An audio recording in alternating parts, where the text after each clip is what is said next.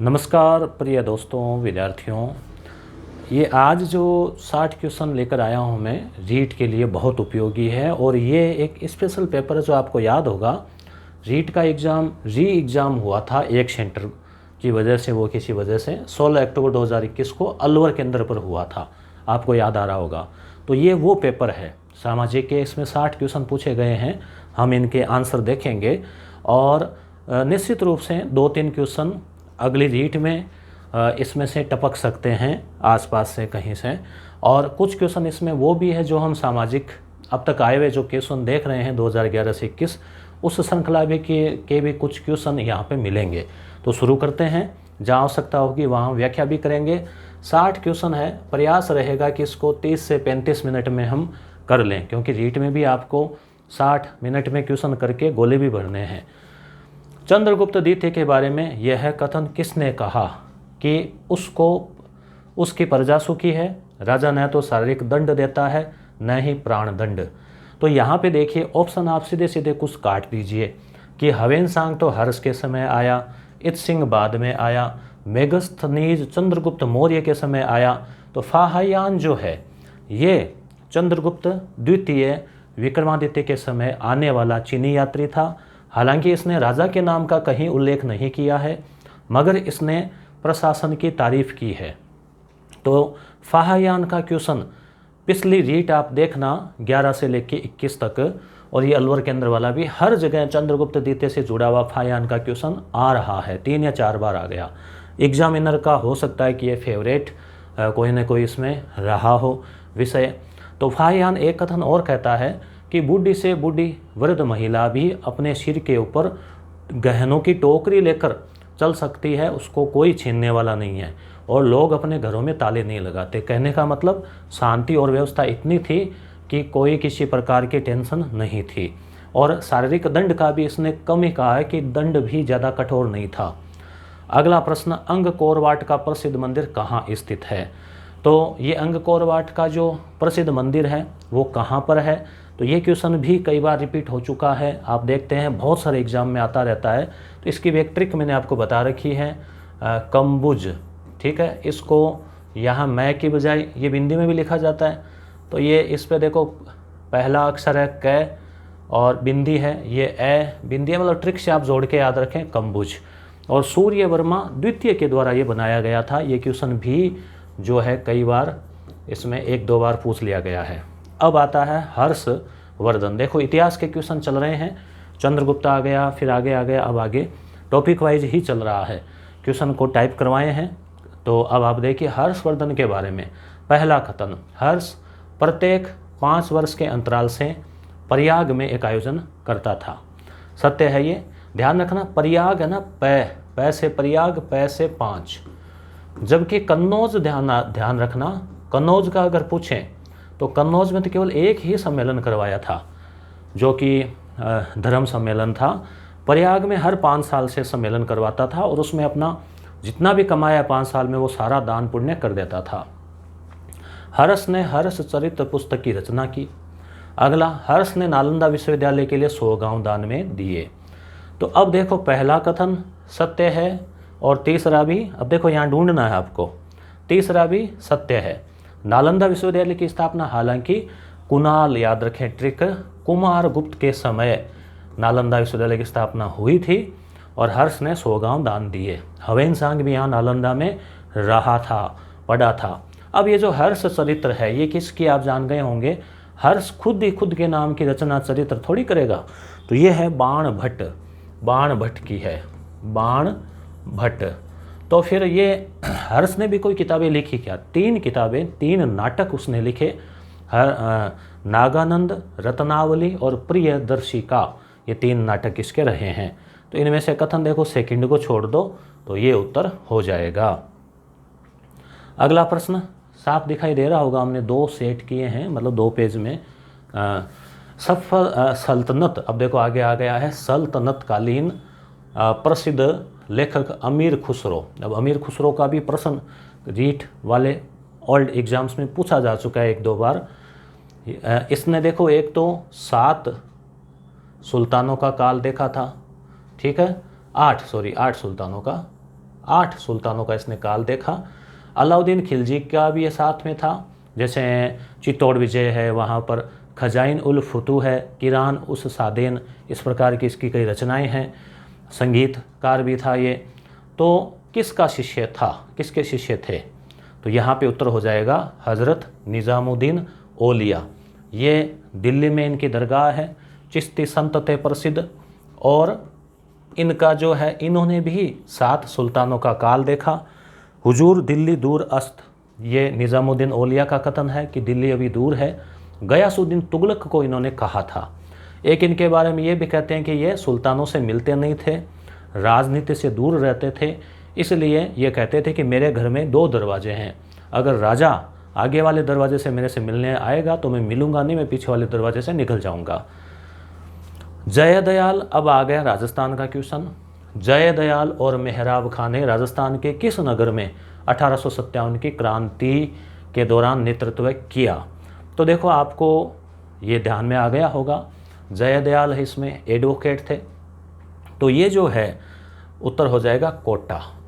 कोटा की ट्रिक आप याद रखें कि कोटा में विद्यार्थी JEE मेडिकल वगैरह की कंपटीशन की तैयारी करते हैं, बहुत पढ़ाई, इंडिया लेवल की कोचिंग फेमस है यहाँ पे। तो बच्चे जो है वो पूरे दिन वो मेज़ होती है ना, मेज़ के ऊपर टेबल कुर्सी पे बैठे रहते हैं, मेज़। तो ये मेज़ याद रखें, मेहराब खां और जयदयाल, कहाँ पर? कोटा में। ठीक है, आगे चलते हैं, इधर वाले क्वेश्चन जो है हम ले लेते हैं। तो ये क्वेश्चन आप देखिए कि पेपर का लेवल बहुत ज़्यादा कठिन नहीं है, कुछ क्वेश्चन कठिन है जो कि कथन वाले हैं, कुछ शिक्षण विधियों के बीच में आएंगे, वो सब हम देख रहे हैं। शिशुपाल वध रचना किसकी है? कवि माघ की है, जालोर की धरती से। चक्रपाणी मिश्र किस शासक के दरबारी जो है वो लेखक थे? तो चक्रपाणी याद आया आपको, महाराणा प्रताप जो है उनके दरबारी थे। राजस्थानी चित्रकला शैली का स्वर्णिम काल कौन सी सदी मानी जाती है? ये थोड़ा सा सोचने वाला है। राजस्थानी चित्रकला शैली, एक तो सदी का भी आपको ध्यान में होना चाहिए कि एग्जाम्पल के लिए जैसे मान लो हम 15वीं सदी की बात करें तो 1400 से लेके 1500 का काल है 15वीं सदी, यानी 1401 1402 से लेके 1499 तक, 1500 तक, फिर शुरू हो जाती है 16वीं सदी। तो अब यहाँ आपको क्या लग रहा है? उत्तर होगा 17वीं सदी, यानी कि 1600 से लेके और 1700। जैसे मेवाड़ की हम बात करें तो 1576 में हल्दीघाटी का युद्ध हुआ, तो ये कौन सी सदी थी? 16वीं। तो महाराणा प्रताप के बाद अमर सिंह काल के समय चित्रकला की शुरुआत हो गई थी, स्वर्णिम युग आ गया था, तो वो सब 17वीं सदी की बातें हैं। 1601 से लेकर 1615 मुगल मेवाड़ संधि हो गई थी। तो मेवाड़ हो चाहे अन्य राज्य क्षेत्र हो, तो वहाँ पर चित्रकला का जो विकास है, स्वर्णिम काल है। विकास तो 16वीं में शुरू हो गया, शुरुआत तो, मगर 17वीं स्वर्णिम काल है, गोल्डन। तो ये प्रश्न थोड़ा सोचने वाला है।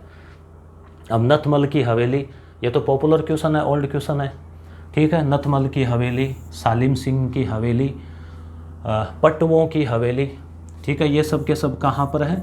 पट्टुओं की हवेली, सालिम सिंह की हवेली। जालीदार कटाई के लिए तो जैसलमेर इसका उत्तर हो जाएगा।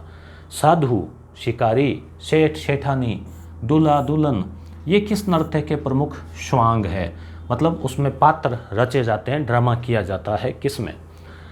तो ढोल, अग्नि, चंग। देखो अग्नि में तो होता नहीं, इसमें फतेह फतेह ऐसे शब्द काम में लिए जाते हैं, ढोल में भी नहीं होगा, ठीक है। अब क्या बचा? गिंदड़ और चंग।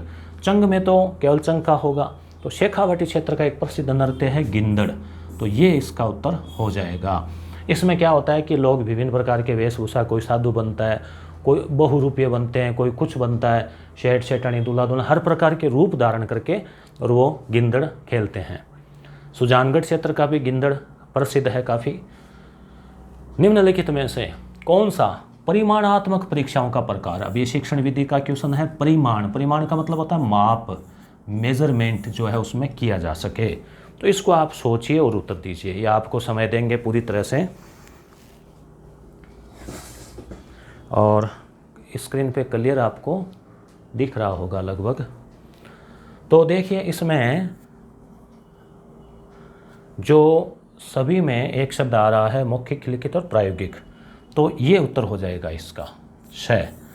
देखिए, मौखिक परीक्षा और लिखित परीक्षा ये दोनों परीक्षा के रूप है और दोनों में ही परिमाण, मतलब कितने अंक देने हैं, कितना क्या उसका बालक का रहा, ये परीक्षा ही तो है, मौखिक और लिखित। और प्रायोगिक, प्रैक्टिकल भी, तो ये तीनों ही वो है। निरीक्षण जो शब्द जहाँ पर भी आ रहा है, निरीक्षण का कोई परिमाण नहीं होता। जैसे आप बच्चे का अवलोकन कर रहे हैं तो आप अपने मन में मूल्यांकन तो कर लेंगे कि ये शैतान है, ये शरारती है, ये सीधा है, वगैरह वगैरह, मगर उसका कोई परिमाण जो है, परिमाप जो है वो नहीं होगा। इतिहास अध्यापन कक्ष में भिन्न भिन्न राजाओं के काल का अंतर समझाने का सर्वश्रेष्ठ साधन क्या है। जैसे मान लीजिए अकबर है, उसने 50 साल शासन किया, हमने दंडारेख बनाया, ठीक है। औरंगजेब का भी इतना रहा, परंतु जहांगीर का कम रहा, ठीक है, तो दंडारेख बनाया या कुछ और बनाया। तो इसके लिए फिर ग्लोब तो होगा नहीं, भूगोल का मामला है, मानचित्र भी नहीं होगा, राजनीति का मामला है, चित्र से काम चलेगा नहीं। समय रेखा ग्राफ, या फिर इस प्रकार से हम दर्शा सकते हैं कि कम ज़्यादा, मतलब कुछ भी हम किसी प्रकार से। अगला, निःशुल्क एवं अनिवार्य बाल शिक्षा का अधिकार यानी राइट टू एजुकेशन 2009 1 अप्रैल 2010 लागू हुआ, राजस्थान में 11 में लागू हुआ। तो संविधान के किस भाग में सम्मिलित किया गया है? आपको याद आ रहा होगा 86वां संविधान संशोधन जो था 2003, उसमें एक मूल अधिकार जोड़ा गया था अनुच्छेद 21 क के तहत, ठीक है। तो मूल अधिकार की बात आ रही है, तो संविधान के किस भाग में है? तो मूल अधिकार यानी कि मौलिक अधिकार। तो मौलिक, ये ट्रिक आपको बताई थी, 3 शब्द है इसमें। तो थर्ड, भाग 3 में मौलिक अधिकार है, भाग 4 में कर्तव्य है, 51 क। तो ये आपको ध्यान रखना है। भारत में संविधान दिवस कब मनाया जाता है? तो ये भी क्वेश्चन हमने कल परसों हम रिपीट कर रहे थे, उसमें देखा था कि संविधान जब बनकर तैयार हो गया था उस दिन की याद में कब से, आपने कमेंट भी किया था विद्यार्थियों के 2015। तो संविधान दिवस कब से मनाया जाना शुरू किया वो, तो कब मनाया जाता है? तो 26 नवंबर को मनाया जाता है, ठीक है। निम्नलिखित में से कौन सा एक युग्म सही सुमेलित है? अधिकार और अनुच्छेद सही का पूछा है, एक ही सही है, बाकी गलत है। गलत क्या है? समानता 14 से 18, तो यहाँ 18 दे दिया, गलत है। स्वतंत्रता 19 से 22 होगा, ठीक है। धार्मिक स्वतंत्रता का अधिकार, ये भी यहाँ पे गलत है, ये 25 से 28 होगा ना। शोषण के विरुद्ध अधिकार 23 और 24, ठीक है, 23 और 24, तो ये यहाँ पे सही हो जाएगा। संवैधानिक उपचारों का अधिकार, ये भी गलत है, अनुच्छेद 32। तो इस प्रकार से आगे चलते हैं। आपको देखो एग्जाम में भी इसी प्रकार से आपका जो पेपर है उस पर आप क्रॉसिंग लगाना, ठीक है। हालांकि पेपर पे आपको और चीज़ें नहीं लिखनी चाहिए, मगर अपने ये जो क्रॉस टिक ये आप कर सकते हैं, करना चाहिए। इससे क्या गलती नहीं होगी।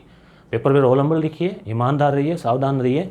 मगर अब ऐसे आप नहीं करेंगे, कई लोग ऐसे होते हैं कि पेपर पे कोई बिंदी नहीं लगाते, तो उसमें ओमार भरते समय भी गलती हो जाती है। अब आपने टिक ही नहीं लगाया कहीं, तो पता कैसे चलेगा कौन सा आपने चुना? तो इसलिए हल्के फुल्के जो है राइट रॉन्ग इस प्रकार के आप क्रॉसिंग ये कर सकते हैं, करने चाहिए, उससे गलतियाँ कम होती है। किस संविधान संशोधन द्वारा केंद्र में मंत्रियों की कुल संख्या लोकसभा के कुल सदस्यों के 15%, अब इम्पोर्टेंट है। जैसे राजस्थान में 200 है विधानसभा सदस्य, तो 15% का मतलब 30 से ज़्यादा मंत्री, मुख्यमंत्री सहित है, ये ध्यान रखना, प्रधानमंत्री सहित है ये, तो नहीं हो सकते। ये कौन सा संशोधन था? तो ये था। अब देखो 42वां तो आप सब जानते हैं 1976, ये तो था ही नहीं। 44वां संपत्ति वाला, ये तो था ही नहीं। अब ये है, तो इसमें 91वां संविधान संशोधन हो जाएगा। अब मैं कमेंट में आपसे चाहूँगा कि आप इसका सन भी लिखें। 73वें संविधान संशोधन द्वारा संविधान में कौन सी अनुसूची जोड़ी गई? अब इसके बारे में भी कल हमने विस्तार से पंचायती राज जो सामाजिक की जो आए हुए क्वेश्चन हम देख रहे हैं 2011 से 21, उसमें हमने देखा था, चर्चा की थी विस्तार से। तो 73वां संविधान संशोधन 1992 में संविधान संशोधन हुआ, 93 में लागू हुआ, और इसमें संविधान में 11वीं अनुसूची जो है वो जोड़ी गई थी, और 74वें संविधान संशोधन के लिए 12वीं अनुसूची जोड़ी गई थी। ठीक है। और इसमें जो विषय है पंचायती राज के 29, नगर निकायों के लिए 18 विषय, संभाग और जिलों का सही युग्म है। तो संभाग, ये आप इसको टाइपिंग मिस्टेक, तो देखिए कौन सा सही है बताइए, सोचिए और उत्तर दीजिए।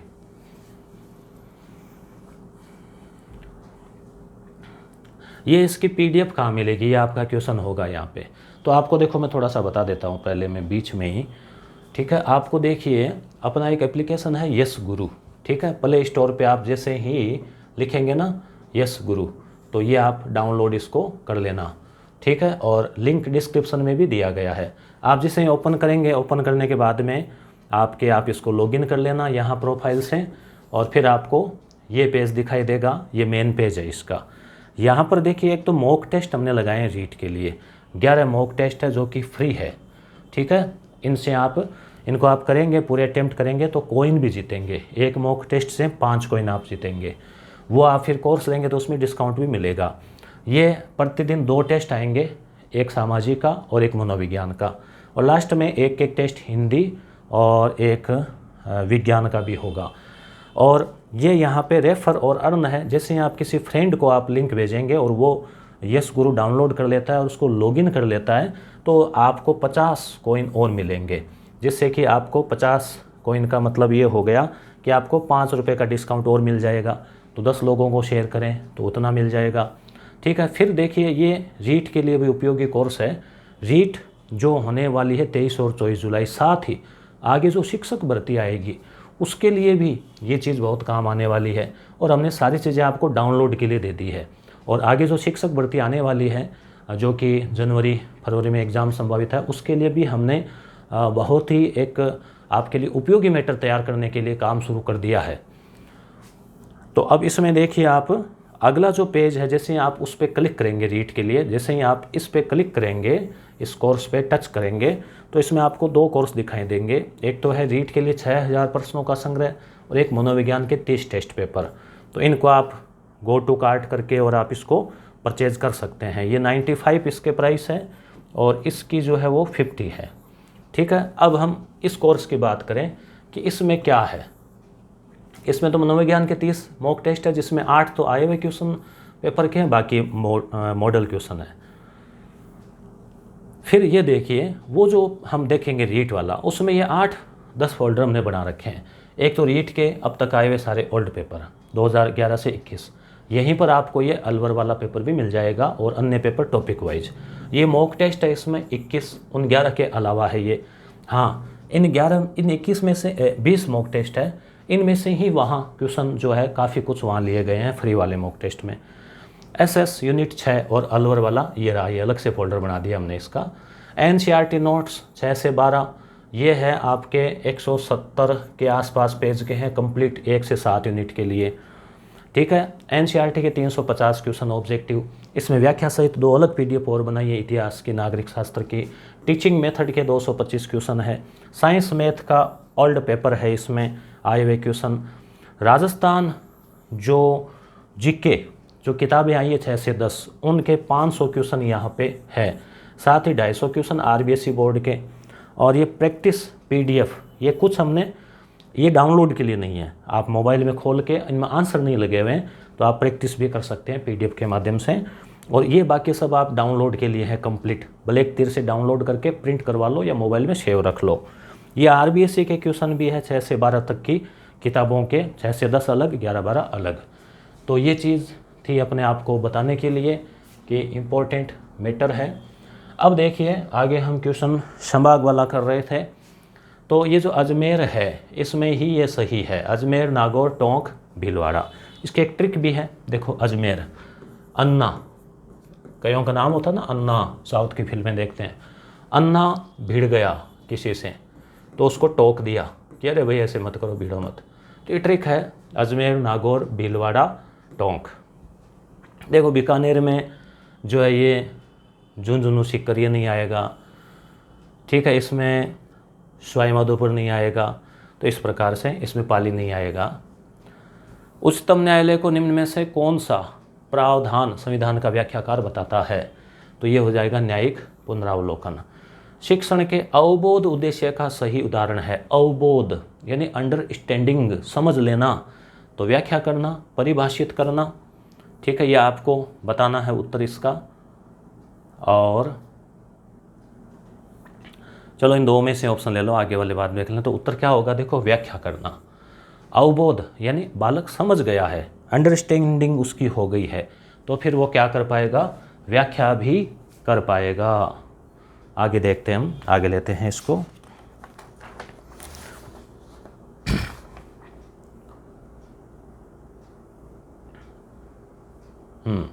जल दिवस कब मनाया जाता है? दिवस की बात करें ना, तो आज जब वीडियो बन रहा है तो आज है 11 जुलाई। आप फटाफट बताइए कि आज कौन सा दिवस है। जल दिवस, देखो जल बनता है H2O से, तो 2 मतलब डबल 2, ठीक है, 1 2 या 2 अणु तो 22। अब मार्च 1 2 3 ऐसे कैसे भी करो, आपको याद रखना है, मतलब ट्रिक बनाओ चाहे कैसे बनाओ। आज 11 जुलाई को क्या है, विश्व जनसंख्या दिवस। देखो 1 और 1 क्या होता है, कहते हैं ना 1 और 1 11, हालांकि 1 और 1 तो 2 होता है, मगर 1 और 1 11 भी होता है, ये जनसंख्या में हो रहा है, ठीक है। और जुलाई के महीने में जनसंख्या को आप अनुभव कर सकते हैं, बच्चे विद्यालय जाते हैं और जाते हैं, तो आप ऐसे ट्रिक से इसको याद रख सकते हैं। अगला देखिए, ये भी हमने पूरा विस्तार से पढ़ा था, वायुमंडल, क्षोभमंडल, समताप मंडल आदि। तो कोहरा, वर्षा, तूफान, बिजली आदि घटनाएं वायुमंडल की किस परत में होती है, तो ये है क्षोभमंडल। कितना है इसकी, 13 है या 18 है, कितने किलोमीटर बताएं। तो क्षोभमंडल। समताप मंडल में एकदम समताप है, ये 0 डिग्री टेम्परेचर और शांत है ये, इसलिए वायुयान जो उड़ते हैं, ये क्वेश्चन भी पूछा जा सकता है, तो समताप मंडल में उड़ते हैं। पर्वतीय वर्षा में पर्वत के किस भाग को वृष्टि छाया प्रदेश कहते हैं? वृष्टि की छाया, जैसे मान लीजिए ये पहाड़ी है और इधर से आए बादल घूमते हुए, मंडराते हुए, और इस पहाड़ी से इधर वर्षा हुई, टकराए, और फिर ऊपर से मान लो इसे सीधे निकल गए, या फिर यहाँ पे टकरा के यहीं ख़त्म हो गए, तो ये वाला जो इलाका है ये क्या रह गया, ये रह गया मतलब वृष्टि की छाया, मतलब ये यहाँ बारिश नहीं हुई, ठीक है। तो पवन विमुखी भाग, पवन के जो विपरीत वाला भाग है, जैसे पवन ऐसे चल रही है तभी तो बादल जा रहे हैं साथ में, अब ये तो पवन की विमुखी है ना, उल्टा है, तो पवन विमुखी भाग। उत्कात भूमि संबंधित है।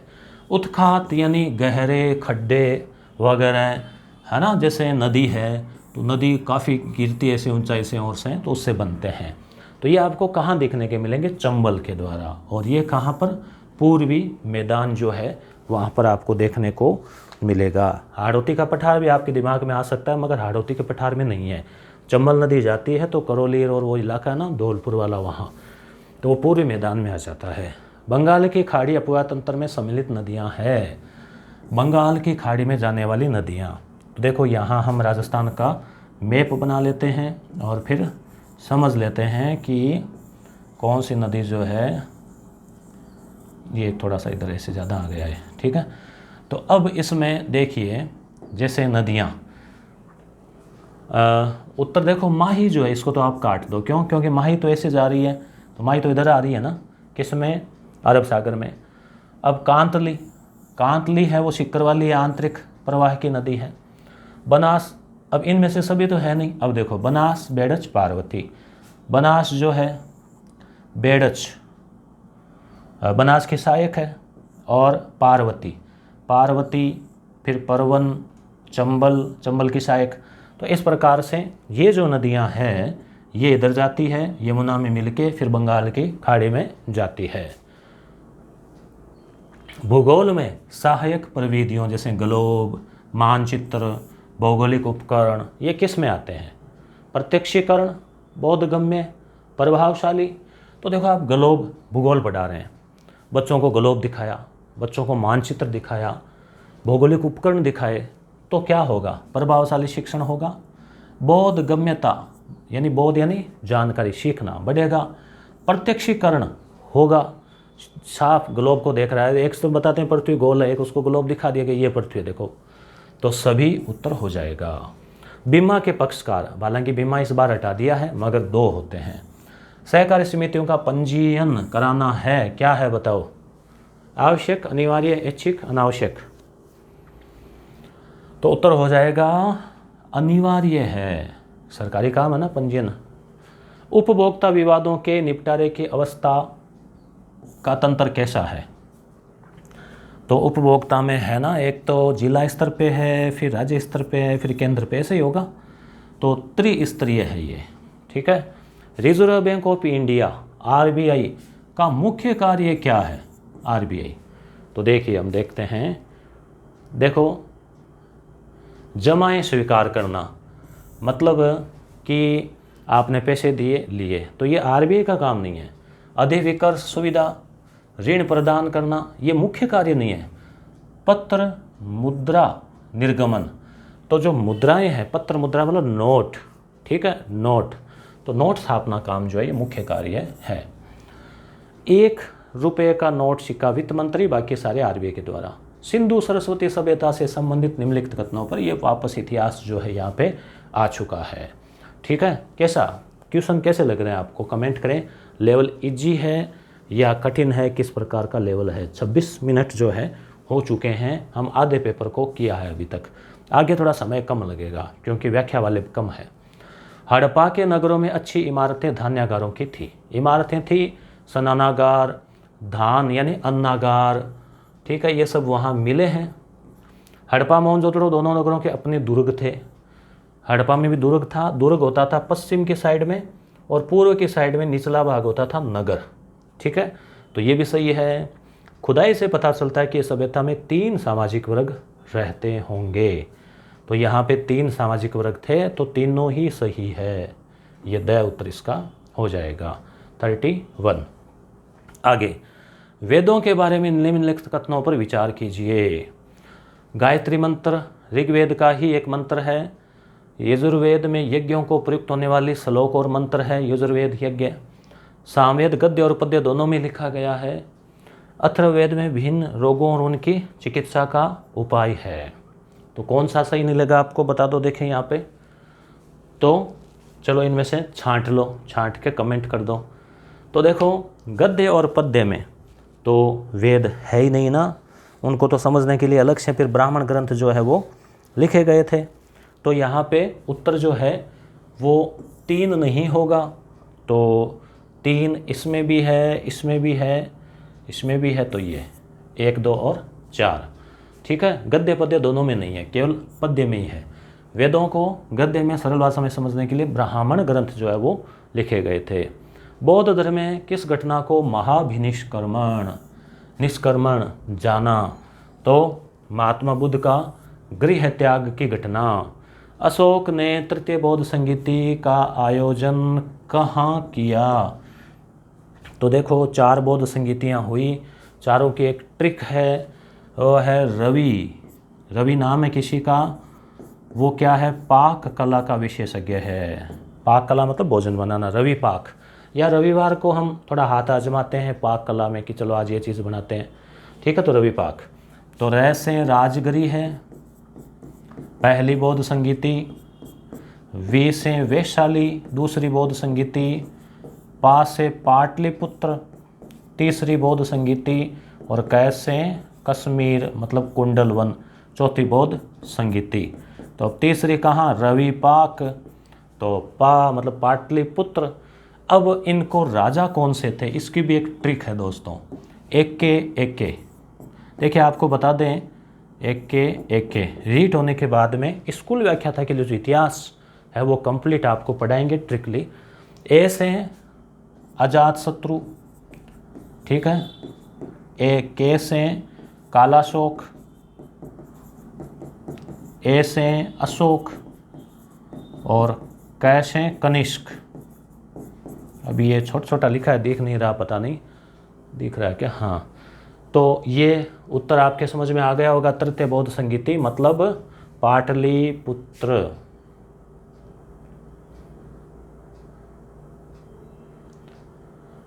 ठीक है, अब चारों आपको याद हो गई, के चौथी, ठीक है। मगध महाजनपद से संबंधित निम्नलिखित कथनों पर विचार कीजिए। 16 महाजनपद थे प्राचीन काल में, अंग, मगध, काशी, कौशल, वजीमल, चेदी, वत्स, अवंती, अस्मक, गंधार, कमोच, इस प्रकार से वो 16 वो है। तो इसमें देखो मगध जनपद से संबंधित कथनों पर विचार कीजिए। मगध चारों ओर से गंगा और सोन नदियों से घिरा हुआ था। मगध की प्रारंभिक राजधानी कुशीनारा थी। उत्थान में अजातशत्रु का योगदान रहा। अब तीनों ही क्या सकारात्मक कथन है, तो हम तीनों को सही मान लेते हैं। कई बार थोड़ा सा सोचो तो ये सही है, ये सही है। प्रारंभिक राजधानी कुशीनारा नहीं थी, राजगिरी है, ठीक है। उसके बाद में पाटलिपुत्र, ये राजधानियाँ उसकी थी। तो यहाँ पे ये हो गया ना फर्स्ट और थर्ड। अमेरिका के शिकागो में सर्वधर्म सम्मेलन हुआ। अब ये ऐसा ही एग्ज़ाम में आया क्वेश्चन है और एग्ज़ाम में आया हुआ है। स्वामी विवेकानंद गए थे, कहाँ गए थे? शिकागो, गो मतलब जाना, शिकागो गए थे 1893 1863 में उनका जन्म हुआ था। निम्नलिखित में से भारतीय राष्ट्रीय आंदोलन की कौन सी घटना सबसे पहले घटित हुई? अब देखो, असहयोग आंदोलन 1920, दांडी मार्च 30, जलियांवाला कांड हत्याकांड और चौरी चौरा घटना 1922। तो इसका तो आप भी बता दो, तारीख भी बतानी चाहिए आपको, इसका कमेंट करना, ठीक है। तो ये सबसे पहले घटित हुई। राजस्थान के पुरातात्विक स्थल पर नगरों का कौन सा युग सम्मिलित है? पुरातात्विक स्थल और नगर, जैसे आहड़ है, तो आहड़ कहाँ है? आहड़ आयड़ नदी उसके किनारे, तो ये हो जाएगा उदयपुर। तो ये सुमेलित नहीं है, नो है, कहाँ पर है? शिक्कर थोड़ी है, भरतपुर। बागोर कहाँ पर है? भीलवाड़ा में है। तो चंद्रावती ये सही है, ठीक है, शिरोई। एकीकरण के दौरान मत्स्य संघ की राजधानी कौन सी थी? मत्स्य संघ में देखो ABCD, अलवर, भरतपुर, करौली, धौलपुर शामिल थे। तो राजधानी क्या थी? तो राजधानी थी वर, अलवर, ठीक है, अलवर, ठीक है, अलवर। निम्न में से कौन सा क्रांतिकारी आजीवन अंग्रेजों के पकड़ में नहीं आए? अब ये फर्स्ट ग्रेड एग्जाम 2015 वाली भर्ती में सीधा सीधा पूछा गया था। तो देखो, प्रताप सिंह की तो जेल में मृत्यु हुई थी, केसरी सिंह बारट भी रहे थे, ये भी रहे थे। जोरावर सिंह बारट जो है वो कभी भी पकड़े नहीं गए। बाकी ऑप्शन को भी देख लिया करो। कई बार प्रश्न आप ये मत सोचो कि ये तो पढ़ा हुआ ही नहीं है, बाकी ऑप्शन देख लो, बाकी से काम चल जाता है कई बार। कौन सा यंत्र अवनद श्रेणी में है? कमेंट करो, देखें इसका आप उत्तर। अवनद का मतलब क्या हुआ? तत्, तार वाला, धातु वाला। अवनद खाल से मढ़ा हुआ, ठीक है। तो मादल हो जाएगा इसका उत्तर। निम्न में से किस दुर्ग का निर्माण परमार राजा, परमार वंश की राजधानी थी मालवा, धारा और मुंज ने करवाया था? तो उत्तर हो जाएगा जालौर दुर्ग, ठीक है। हाँ, ये जो PDF है वो आपको, ये चिन्ह लगी हुई टेलीग्राम चैनल पर भी मिल जाएगी, डिस्क्रिप्शन में लिंक है, वहाँ पर भी भेज देंगे, ठीक है।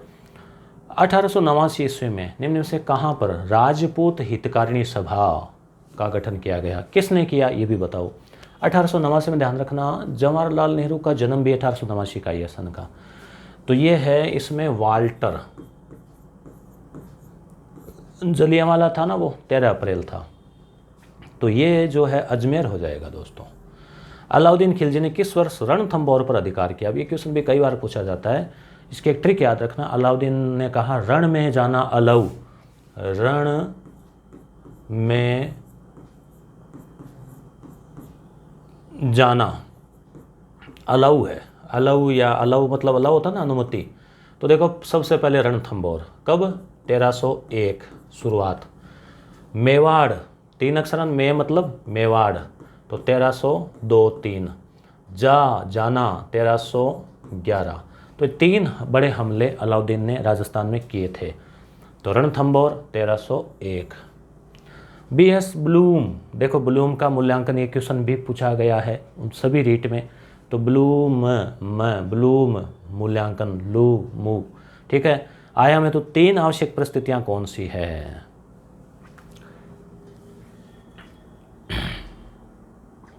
मूल्यांकन आयाम हेतु 3 आवश्यक परिस्थितियां। बताइए, देखें शिक्षण विधि का क्वेश्चन है और शिक्षण विधि के हमने अब तक आए हुए ओल्ड क्वेश्चन जो है वो भी हमने देखे हैं। आपने या आपको याद आ रहा हो तो हमने इनकी चर्चा कर चुके हैं पहले भी। तो क्या उत्तर आपने कमेंट किया?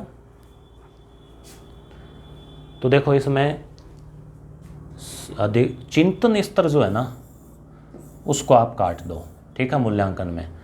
शैक्षिक उद्देश्य, देखो उद्देश्यों के आधार पर ही तो मूल्यांकन होता है।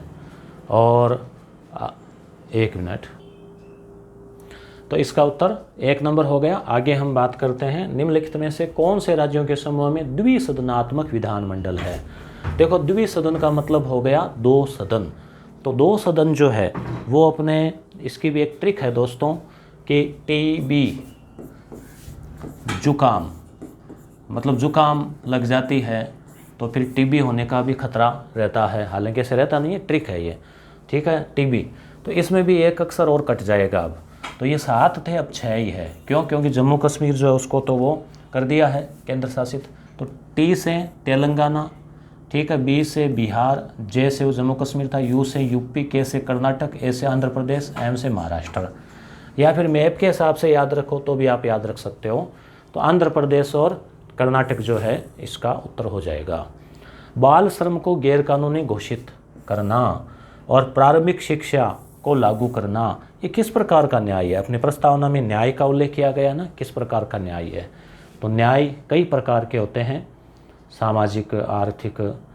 तो ये किस प्रकार का न्याय है बताओ? जैसे मतदान वगैरह है तो राजनीतिक न्याय है, सभी को अवसर है जीवन के, आर्थिक न्याय है। तो यहाँ ये सामाजिक न्याय है, समाज के लोगों के लिए।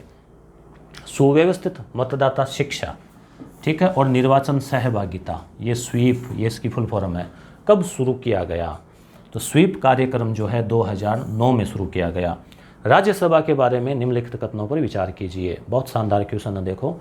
राज्यसभा का कार्यकाल 6 वर्ष होता है। भारत का उपराष्ट्रपति पदेन सभापति होता है। गठन संविधान के अनुच्छेद 80 के तहत होता है। तो बताओ कौन कौन से सही है? ऐसे ये 5-6 प्रश्न आए हैं। ये एक थोड़ा सा, ये एक ही ऐसा है जो तो आपको कंफ्यूज कर सकता है। बताओ क्या उत्तर होगा इसका? इसका उत्तर जो है कमेंट में आप करो, ठीक है। तो क्या लगा आपको, तीनों सही है क्या? ये 6 वर्ष तो होता है ये कार्यकाल, सही है। देखो राज्यसभा का कहा है, न कि राज्यसभा के सांसद का। राज्यसभा का कार्यकाल जो है वो एक स्थायी सदन है, तो इसका कोई कार्यकाल नहीं होता। 6 वर्ष होता है मगर राज्यसभा के सांसद का होता है, बस यही तो बात है ना। उपराष्ट्रपति ये सही है, गठन 80 है और 79 में लोकसभा है, 80 में राज्यसभा, ऐसे ही है ना।